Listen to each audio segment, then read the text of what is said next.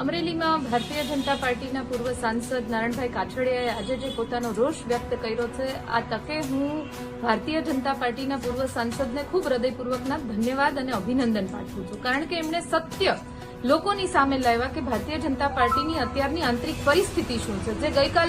ગઈકાલની ઘટના થઈ કે જેમાં જયેશભાઈ રાદડિયાની જીત થઈ, એમાં પણ હું અભિનંદન આપીશ માનનીય દિલીપભાઈ સંઘાણીને કે જેમણે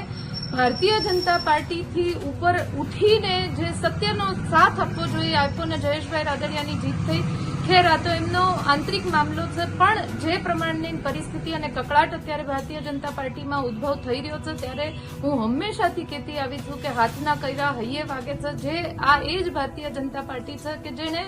કોંગ્રેસ પક્ષને ભાંડવામાં કંઈ બાકી નથી રાખ્યું. ત્યારે અત્યારે જયારે એમની પરિસ્થિતિ એ જ સ્તર સુધી જઈ રહી છે, એ જ જે પ્રમાણેના